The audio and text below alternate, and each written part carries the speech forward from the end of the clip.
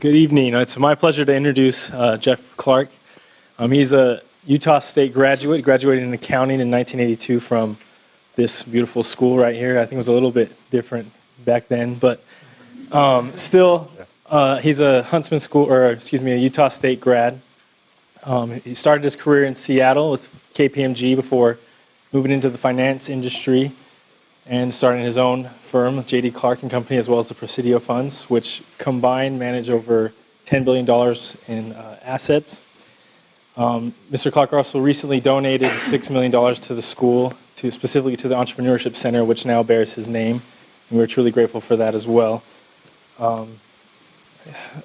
Jeff married his high school sweetheart, Bonnie, and they have 5 kids. And they were recently called as mission presidents for the LDS Church and the California Fresno mission. So please help me welcome Jeff Clark. Thank you.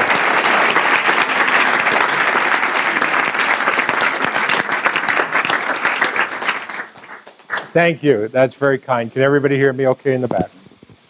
Lovely. Yes, as I've come in this door before, I've kind of seen in here that it was far removed from what it was when I went to school here. And I remember first day, I'd been home from my mission, just like weeks, right? I show up winter quarter, that's back in the quarters, Utah State, January, you know how warm that is. And I come in, and I hadn't gone into college before my LDS mission. But I come in here, and I find this auditorium, and those chairs were pretty beat up and dirty. Nobody remembers. Reed Dirty, where's Dr. Scalzin? Yeah, there we go. Reed Dirty and Econ 101. And I have fond memories of that, but I remember this was dark, and it made for a nice nap if you weren't that involved or into elasticity, etc. And it was a fun time. I really love this institution, and that is why I coerced my wife into giving $6 million to the Entrepreneurship Center. We're happy to do it, and one of the things that we're trying to do in our lives now, having been blessed with this treasure, is to spend our time, our talent, and our treasure in trying to make an impactful difference in the world. And when you think about that, you define the world as your audience, your playground, your area where you're going to impact. It sounds really, really big and really formidable. And what we are finding out very quickly is that there are many, many people and investors and philanthropists and academicians and experts and even victims of our causes that are quick to join us in what we're trying to accomplish. And it's always the same. We can do far more together than any one can do on their own. And so we're really grateful for the partners we have in our new endeavor, Impact Investment Leaders.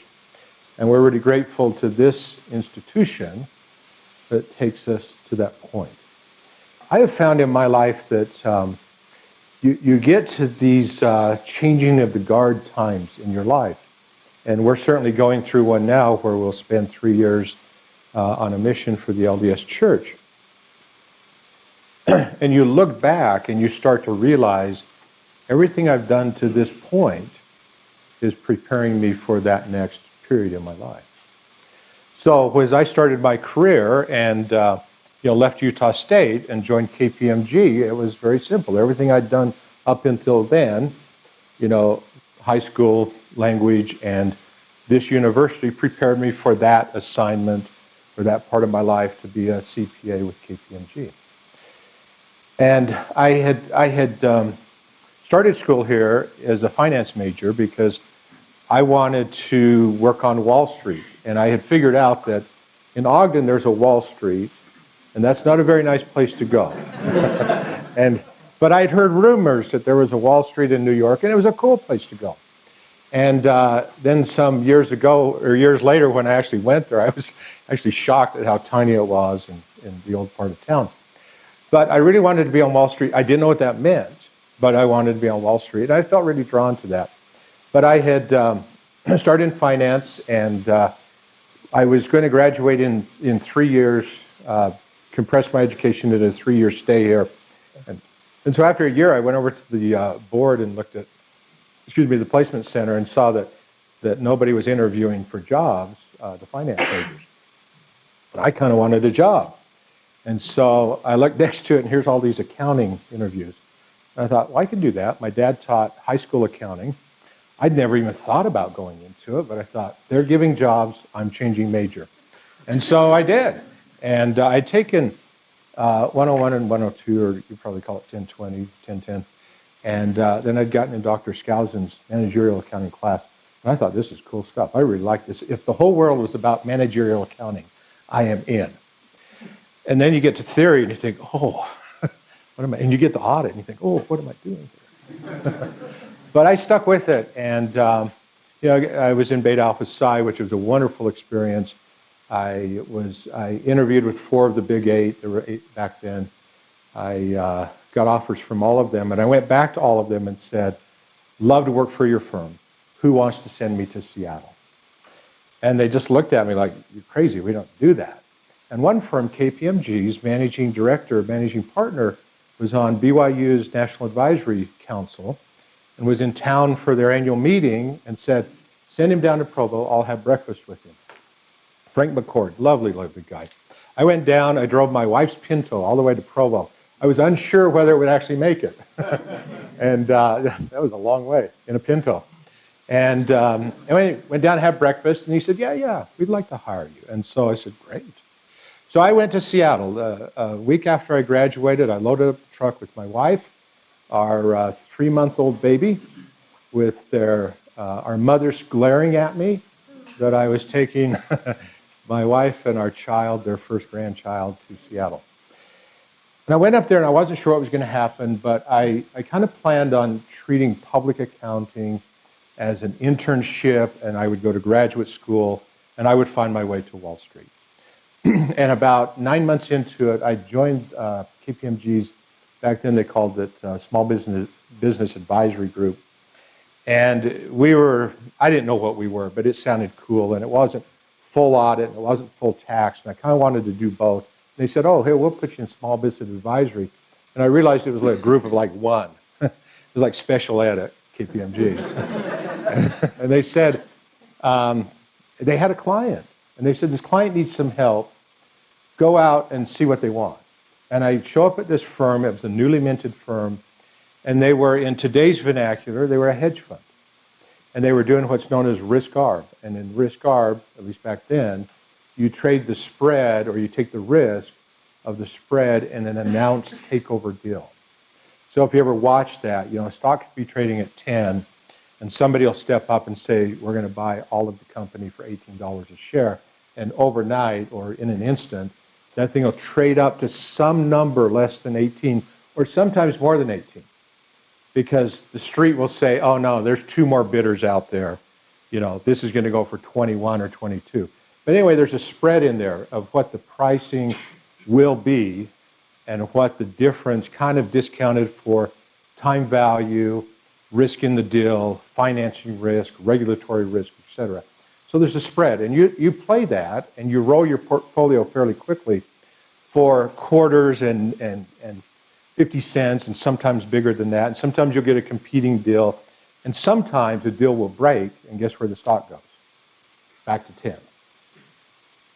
So you're taking not a stock market, not a systemic risk, and not a market risk, but you're taking the risk that the deal won't happen. And it was an interesting business, and I just looked at them, and I said, you need me. They said, yeah, we think we do. And I had solved their little problem they were asking Pete to solve, KPMG, with a piece of green ledger paper. Do they have that in like a museum here, Dr. Skousen? A green ledger paper, you remember this? Yeah, that's the ancient equivalent to a spreadsheet. It was green ledger. It was 14 column. If you really were aggressive, you could get these fold outs and tape them together, That was a spreadsheet before you had Excel and SuperCalc and VisiCalc, etc. And I just solved their little problem, and they were pretty impressed. I was pretty impressed with myself, too. And they said, we really need you. And I said, yeah, you really need me. And so what do? I take a cut and pay to join this risk-arb hedge fund.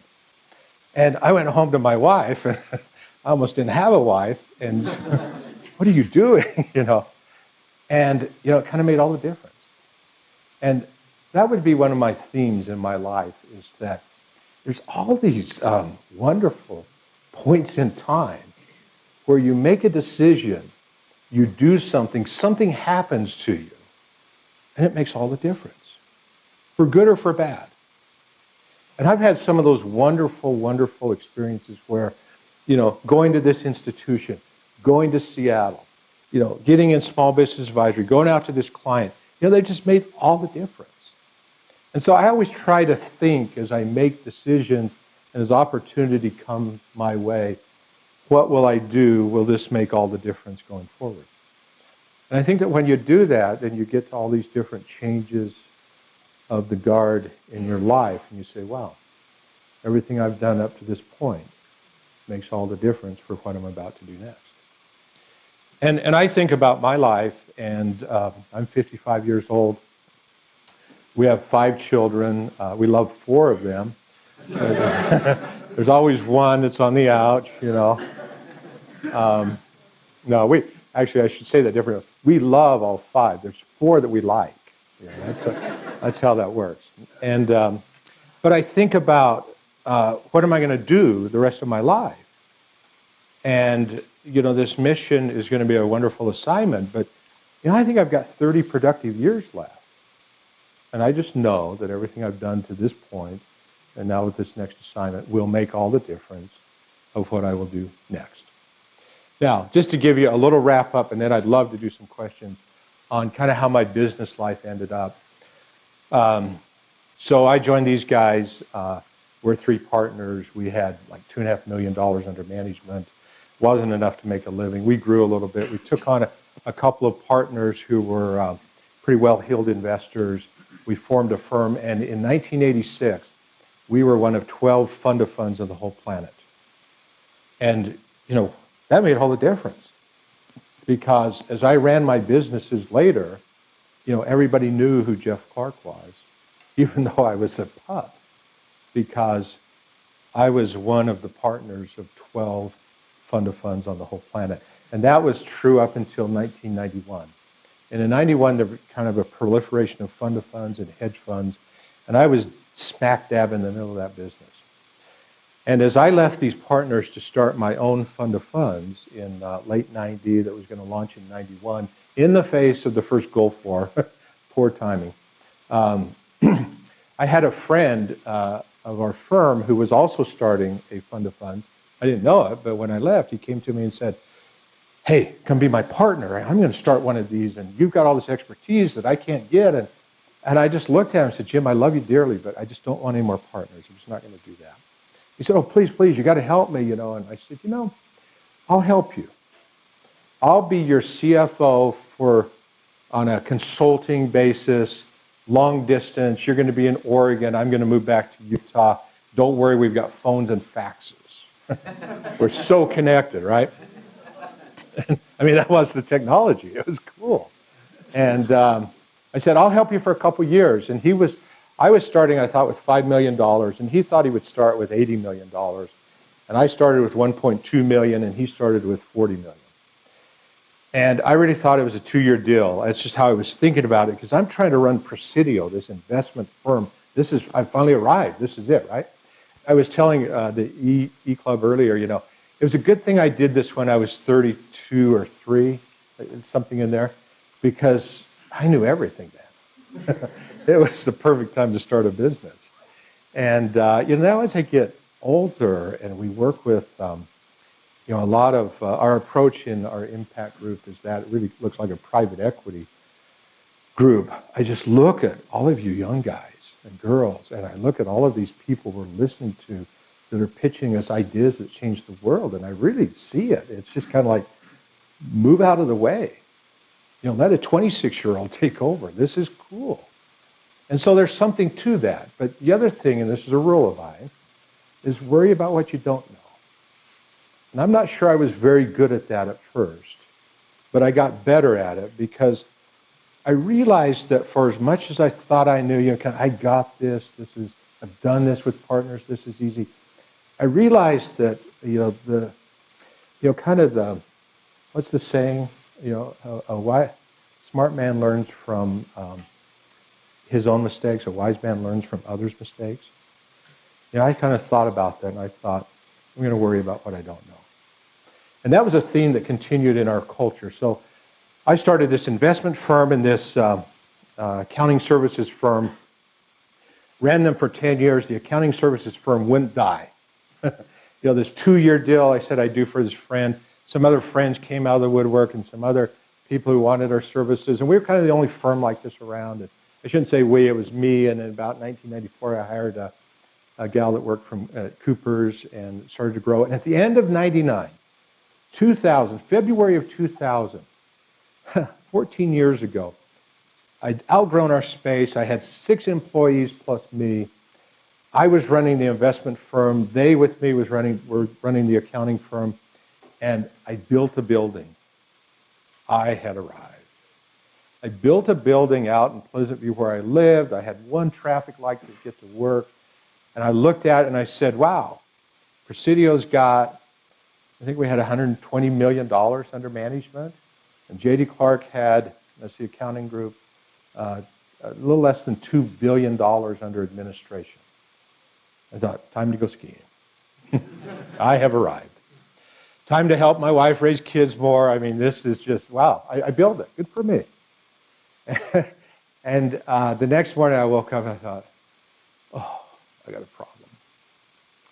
And the problem was I knew, that J.D. Clark was going to grow a lot because I looked at who our clients were, who were these friends. They were like family to me. In fact, we had, and here's another model of mine, we had this deal where, it was my deal where I just said, listen, this is like a family, and we're not going to take a client that we don't want. We don't have to. And we're going to grow this business, if it grows, by referrals from our happy clients. And so I looked at that, and I looked at who our clients were and kind of how they had these 10-year track records along with Praesideo, and I thought, and some were platforming with Morgan Stanley and others with Merrill Lynch, and I thought, ooh, we got a problem. We're going to grow a lot. So I got really nervous, and I said, I'm not the guy to run this firm. I'm kind of allergic to running people. I wanted to manage money. I didn't really want to manage people. And I kind of thought, I got to find the right guy.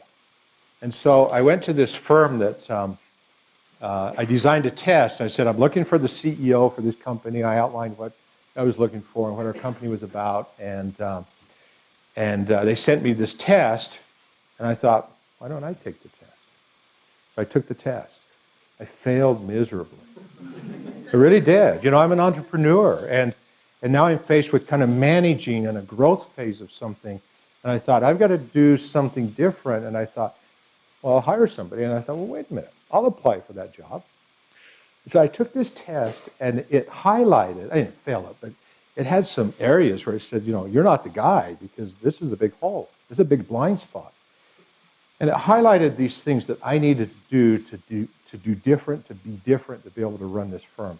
And so I worked on them. And I took some management courses, and I tried to, kind of open up these blind spots and fill in these holes. And from that period until 2009, when I sold J.D. Clark, we went from less than $2 billion to $30 billion of assets under administration. And we were the darling of the industry because we had done such a good job at building a culture, because we really made it be about our people. And to me, I always looked at it and said, if your greatest asset rides an elevator, invest in it heavily. And so we invested heavily in our people, the way we compensated them, and the way we really made them feel like business owners. I was not going to ask them to work that hard and help me build something that great and just enrich myself. And so we really made them feel like business owners in our compensation structure, et cetera. We invested heavily in technology at a time when nobody in our industry used anything other than spreadsheets, and we did the same. And as we started to take clients, big clients, they would send us the data across for conversion, and we'd notice it was in spreadsheets, and we'd get looking at them closer and notice that our competitors were also using spreadsheets, and they weren't as near well done as ours, and how ours systematically hooked together and spit data out, et cetera. We were way ahead of it. But I just looked at it and said, no, we got to do this different. So we built our own technology, and then we invested a lot of time in process mapping and management so that we could be leaner and meaner and more leveraged and in an expertise basis than anybody else. And we won. We won. And this is why I think we won. Not because I sold the firm. I mean, that's a validation, and it's a nice one. But I think we won because as we looked around, we had really happy employees.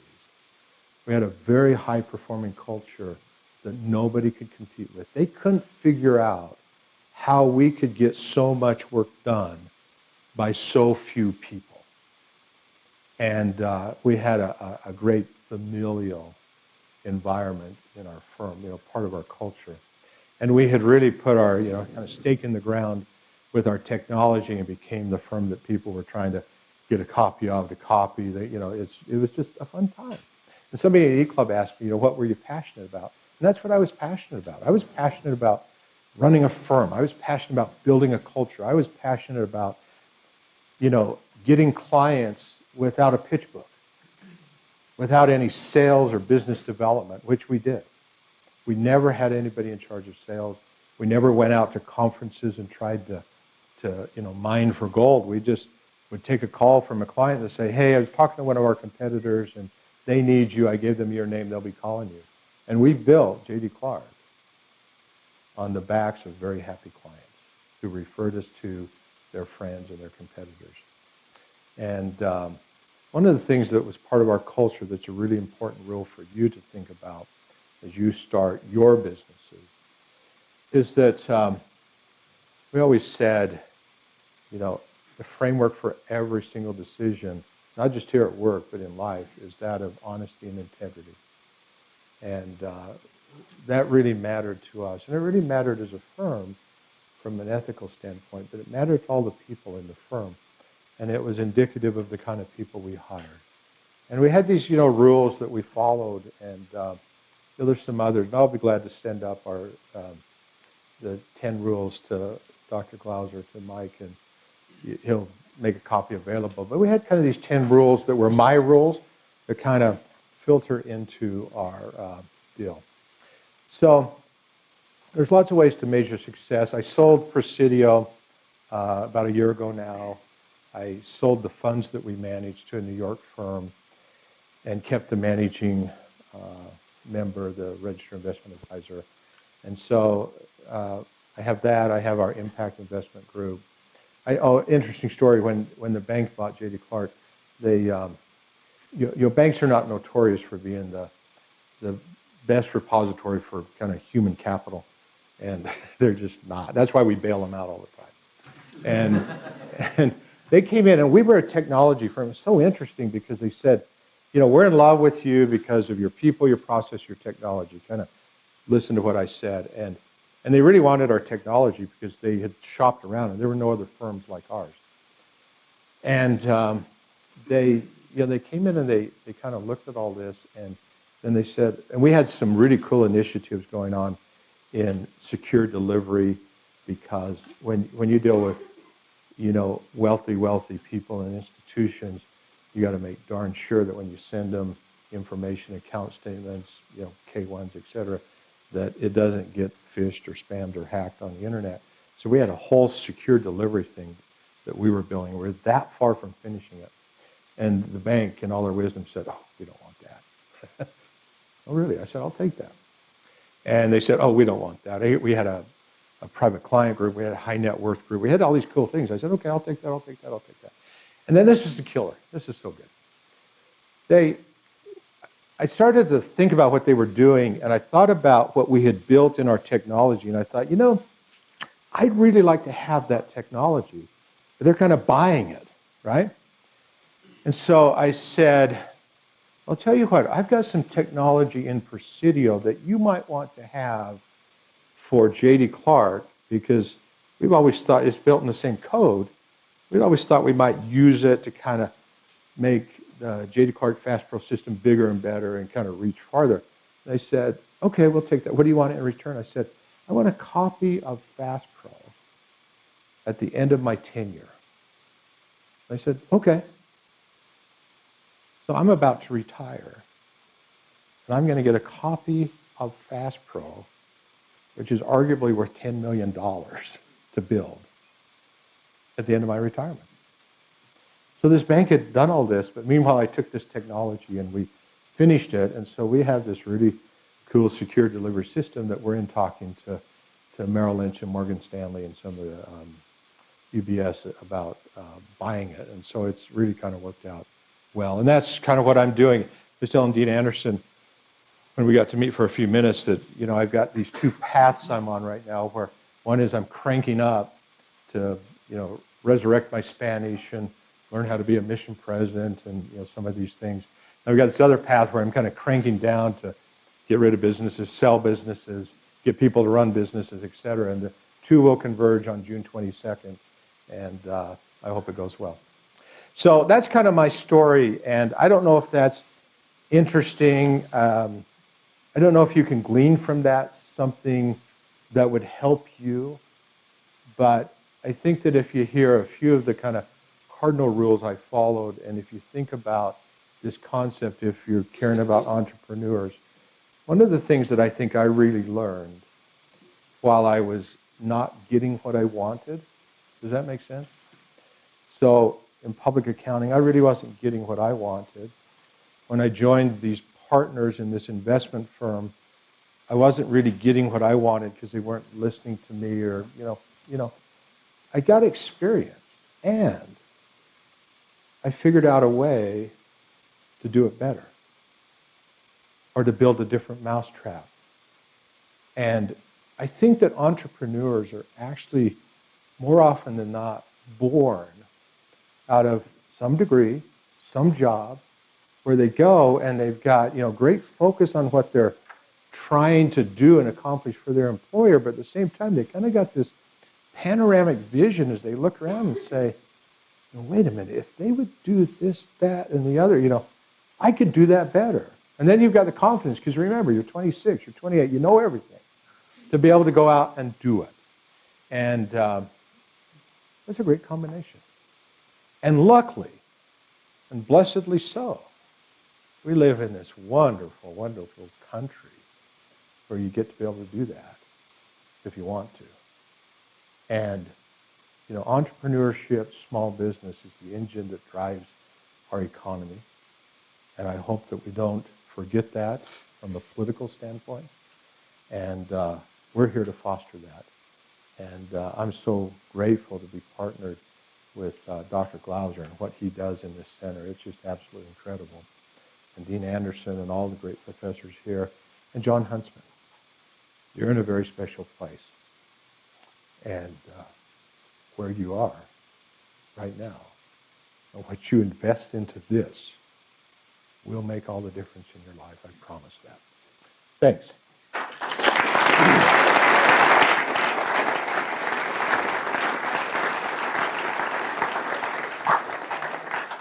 So, thank you. So we have about 25 minutes, and what will really make this interesting is you. So, I don't know how you want to do this. Raise your hand and questions. Is that the easiest way, Dr. Claus? So, questions right here. I'd love to know how you got your first job, because it seemed like it was something so easy, and when you explained it, it seemed just so quick. But could you please explain a little bit more, maybe what you had in your education behind you that let them say, you know, driving in your Pinto. Yeah. What allowed? I didn't show them the Pinto. What allowed them to say, yeah, we'll hire you? You know, a couple of things. I put a lot of value on my grades, and I put a tremendous value, and this is Dr. Hale and Dr. Skousen, in being part of Beta Alpha Psi. And in that process, I would people who ultimately interviewed me. So they already knew me, and that was valuable. And you have things like that, whether it's through the fraternities, et cetera, or whether it's just meet the firms and stuff like that. You have those opportunities. And then the other thing that I did was I wasn't that aggressive back then. I think back, and I was kind of a timid guy, but I had a confidence that they needed me. And so in a fashion, I'd reach across the table and grab them by the necktie and say, you need me in your firm, and here's why. And I think maybe I stood out as a little bit different of an interviewee because of that. And I wasn't obnoxious, I don't think. I wasn't aggressive. But I was confident that they needed me and I would make a difference in their firm because of my work ethic and because of my desire to make them a better firm. And simple, I don't know if that actually worked. You know, my mother may have called and bribed them. Right? That's very, very possible. Yeah. Here we go. Some of these pivotal moments that are small in our lives that make all the difference. Did you have some negative moments in your career, in your profession, that were those types of moments? Yeah. Yeah, we had some, and they usually were around relationships with employees or with clients. And they were also around, I see everything as kind of connected. So they're also around relationships with family and how I was managing the two. And I would always try to step back from them and, kind of say, okay, what am I supposed to be learning here? And I think it goes back to the concept of worry about what you don't know. And, I think that if you talk to my wife, she would tell you that I was a benevolent dictator. And she wouldn't mean that in a bad way, but she would mean, Jeff, kind of everything stopped with you. But I think if you talk to my employees, they would say, he gave us so much autonomy and so much cheerleading, we couldn't fail. And so I was somewhere between those, right?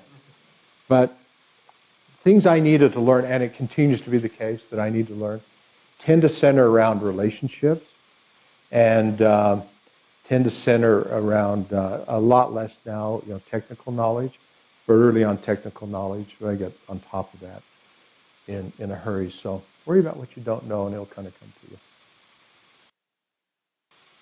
How could you leave a job for a lower paying job with family? I mean, for example, I've got a wife, kid, and another son on the way. And at the job I'm at, I'm like, it's paying too well for me to leave, but not good enough for me to want to stay. Yeah. How do you take that risk? It was a big risk, and it was calculated because what I felt, and I wasn't just dreaming this up. I talked with these two guys, who were soon my partners and soon to be my partners, and kind of looked into the year end, and what they were saying was, if you'll come with this, take this draw, which by the way is their draw too, right? Then we think at year end we'll have enough profits because we were getting paid an incentive fee, a management plus incentive, that we can bonus out the difference. So it became a cash flow issue, but in my mind, in the big picture, not an income issue. But so I'm that guy. I'm that strategic thinker. Don't worry, honey, it'll take care of itself. I've seen the vision, right? Come on, here we go. And she's the person saying, kids need diapers, they need food, we got to keep the heat on. And it was a good partnership. And my dear wife, she said, well, I'll go get a job. We've got to make up the difference. And I didn't ask her to do that. I really felt like we could, make it to the goal line where we would have this bonus and it would all work out. And so she was a great partner. She was a great partner. A hard decision. Best decision I ever made, but hard decision. Hard one. Here we go. You had mentioned that in school you started in finance and moved to accounting. Would you say that that was important to be in accounting, or what about econ, or what about management, or any of these other degrees? Yeah. Was there something that accounting gave you over the others that you recommend, or Did it really matter, do you think? I'm going to be very careful with this answer because it's just my answer, okay? And it's just how I see this whole business world you're in. But I felt like in the degrees, and I think this was different then than now, okay? But I looked at kind of all the business degrees and I said, well, 2 of those are technical, accounting and finance. And I said, the others are broad. And while that's interesting, I think you want to be a technician. And so that sounds like a very simplistic answer to the question. And I just don't know that, I doubt that's applicable today. Because, you know, I love what entrepreneurship's about too. But, so if you take that and translate it to within whatever degree I'm interested in, how can I be the best technician possible, then I think it works for you. Does that make sense? I hope that's a good answer. Yeah. Others? Oh, here we go, sorry. So if you were in our shoes today and you were looking for a job, you had to choose between maybe one of the big 4 firms or a large bank like Goldman or JP Morgan, or maybe more of a boutique investment firm, a smaller opportunity, which one of those roads would you take and why? I have no idea. I'm just being honest. I think that, well, let me answer it through my experience, okay? So the job offers I had were with 4 of the big 8 and some local or regional firms. And so again, accounting might be a little, well, let me say this different. I didn't interview outside of public accounting because I looked at it again from a technical standpoint and said, well, if I'm going to be an accountant, I should be a CPA. Okay. Best technical thing to put in my pocket. And so I was a little narrowly focused comparatively. And then within that, I have to be really honest. I made my decision on how I felt. And I guess a really valuable partner in your life. You kind of get through the analysis, and then it either feels right or it doesn't. And in retrospect, I had a wife saying, what do we need to move to Seattle for? I don't want to move to Seattle.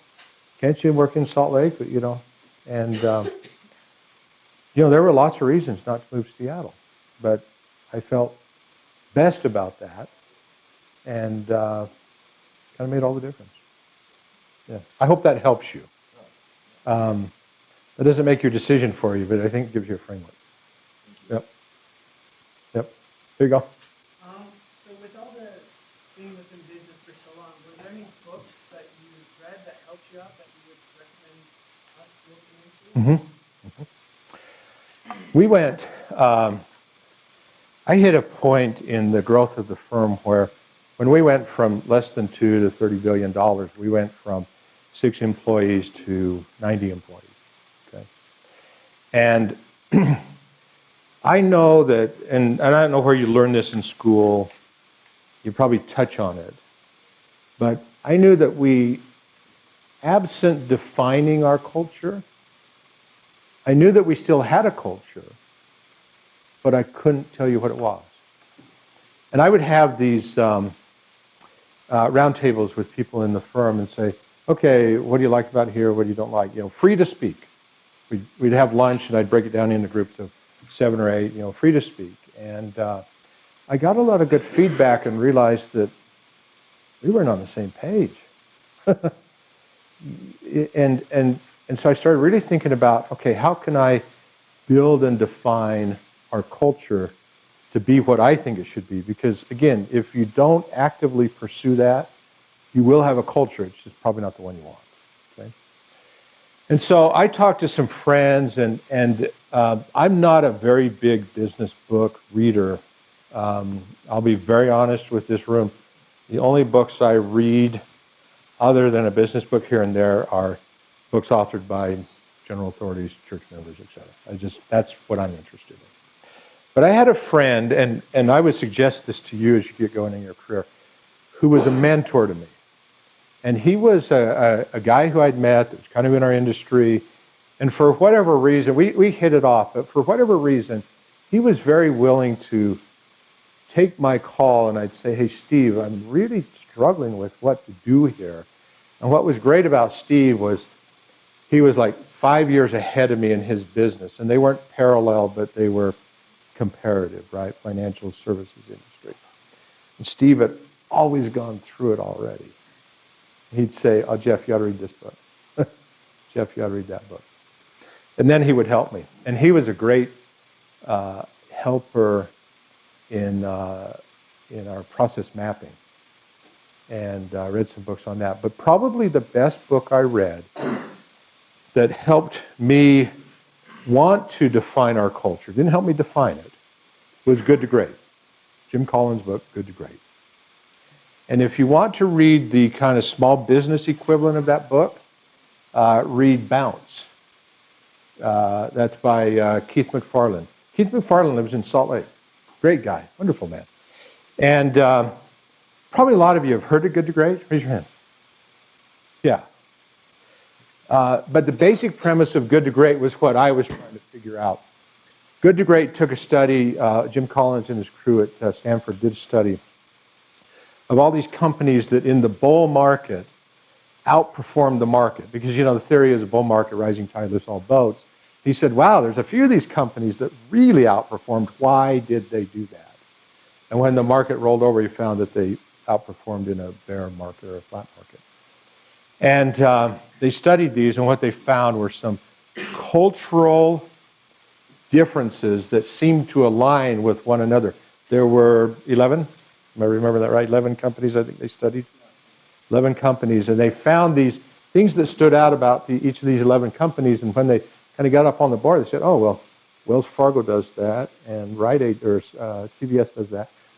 And so they identified these things, and so I took those and then started on our change management and hired a consultant. One of the principles in there that we talked about in our firm all the time, two principles actually, was the on the bus principle. You got to get the right people on the bus in the right seats. And when you start thinking that way culturally, we weren't afraid to open the door and let somebody get off or kick somebody off. Really weren't. I mean, culturally, when you got a bad egg in there, everybody else is looking to see what you're going to do. Are you going to coddle the bad egg to their detriment? Are you going to clean it up? Are you going to change it? You know, it's hard. But that was a great principle. The other principle is the hedgehog principle. Or some people call it the bloody moose principle. You know, the bloody moose on the table and everybody's ignoring it, right? And the hedgehog principle, you know, hedgehog is prickly and all that stuff. It goes back to worry about what you don't know. We wanted to know the honest truth of what people, internal, external clients, thought about our business. And so our clients would call all the time and say, Jeff, you're team A, you're team B, they're this, they're that. And I said, hey, thanks. Really appreciate that. That means everything. And we have a board here where we put these compliments up and we circulate them, and you know, it's a rah-rah, right? Tell me something that we're not doing right. Tell me something we need to do better. And that's the hedgehog principle. And that really, really helped us because clients started to say, oh, well, you know, you could, or, you know, and you worry about what you don't know. But that was one of the really defining books for me, was Good to Great. What was his follow-on, Dean, that he wrote? Built to Last It was- for Good to yeah. Great, and then he had a book about failure. Yeah. How the mighty fall. Yeah, yeah. What about leadership and self-deception? Oh, now you're touching. I view that as almost like a church book. Sorry. I really do. You know, we have some projects going with the Arvinger Institute. We love leadership and self-deception and the anatomy of peace. I give those out as Christmas gifts. I mean, I do. I give hundreds of those out every year. Thanks for bringing that up, as Christmas gifts. Those are two of the best books you can ever read. And if you're a voracious religious reader like I am, you can read their equivalents in The Holy Secret and The Peacegiver. Thank you. That's a good question about books. We used to have a conference. We called it a sconference. I actually trademarked that because we would go to Snowbird. I'm a skier. I'm a big skier, and we would go to Snowbird and bring our clients in and bring, a lot of these hedge fund managers in, and we would have a ski conference, and we called it a sconference. And every year, everybody had to put in, what's the best book you read this year? And so we'd circulate that, and there's a lot of great books out there. There's a book I read a little while ago called Bury My Heart Next to Conference Room B, Stan Slap. And I don't recommend that you read it. But, well, no, it's a good book, but no, I do recommend that you read it. I do. And here's why. But put it down the list of these other ones I've mentioned. Stan Slap did some research, and he said, wow, I'm going to write a book about change management, about business, right? And he Googled, that definition and found just under 12,000 books, on Amazon, Google, etc. He said, well, how do I write a different book? And he did a little research, and he kind of came up with this concept of, well, I'm going to write a different book. Because at the core of all of these things, I want to know, why do people work? And what is the dichotomy of that, if there is one? And it's really, really interesting because he found that people work for self and family and integrity, right? And at work, our employer often, it appears, maybe does, asks us to sacrifice self, family, and integrity. And he kind of addresses this. It's a very interesting book. I've heard him speak. He's a very interesting guy. But that's a good book. Anyway, sorry. Thanks for bringing Good to Great up, or Anatomy of Peace and Leadership. Yeah. You may have touched on it a little bit already, but I just love the confidence that you had. Sit down in an interview and say, you need me. I'm just curious what helped build that confidence in you. Desperation. Yeah, I knew I had to answer to my wife. No, that's a really good question, and I'll give you a simple answer off the top of my head, but I'm probably going to think about that on the way home. I kind of knew that I had done things right. And so, back to what, Alex. Yeah, Alex. Back to what Alex asked, I just knew that I was where I was supposed to be. I'd kind of gone for the degree I was supposed to go for. I was, heading where I should be, that there was a greater plan, but that this was the right next step. And so, it gave me a lot of confidence. I mean, that's a really simplistic answer, but I just had this confidence. I had good grades. They weren't fabulous. In fact, real quick story on grades. And maybe Dean can fix this for me. So, I'm hoping. I'd served a mission in Spain, and so I came home and I sweated through this upper division Spanish class to get an A, because then all the credit below it was A. I don't think they let you do that anymore, do they? Now you just get pass-fail. So I started, at the end of my first quarter, I had 27 hours of A credit. That put you up on top. And my first quarter in my core classes, I got straight Bs. I'd never had Bs before. I had, A minuses. I probably had a B plus here and there. I never had Bs. I didn't know how to be a college student. I really didn't. High school was a little too easy for me, apparently. And I was here on an academic scholarship. And so I looked at it and I said, oh, what's wrong with this picture? So I thought, well, and I was fortunate that I'd come home. I hadn't really prepared to go to college. I decided, my wife didn't have, or my wife whom I married was my girlfriend when I left. She didn't have the Temple on Wheels at the airport when I landed, so I thought, well, maybe I'll go to school. And so, didn't work out how I planned, right? But if you met her, you'll know that was my best marketing moment when I got her to marry me. So I looked at the grade thing and I said, well, I got to get on top of this. And luckily I had these roommates that had been here for a couple of years. They were a couple of years older than I, and I watched them the first few days of the next quarter, and I noted that in the old Merrill Library, they had rented lockers on the 3rd floor. They weren't on the 4th floor where the tables are and all the social was, and you're probably beyond that. But I was up on the 4th floor checking out the girls, and they were down on the 3rd floor, where if you say something, they were serious. And they did it like a job. And so I thought, okay, I'll do that. And so my grades went up, but in this quest to get done in 3 years, my last 2 quarters, I took 35 credit hours. And my problem was, while I thought it was going to work, and that a lot of those, probably 10 of those were generals that I just kind of bypassed, that I had to take. I didn't think that would be that hard. They were a little harder than I thought. You just had to spend time, right? And but I always had, both those quarters, I had one too many core class from my degree. And so my last quarter, I had to let one slide, and I was hoping that it was going better than apparently it was. It was Dr. Luthie's systems class. And I just said, not the least bit interested in that. How foolish was I? A few years later, I'm building software, right? But I just went to Dr. Luthie, he was a dear friend, and I said, here's my situation. He said, well, do your best, but I'm just not going to cut you a lot of slack. I said, I understand. So I graduated with a 3.4999. Yeah. Almost cum laude. Almost.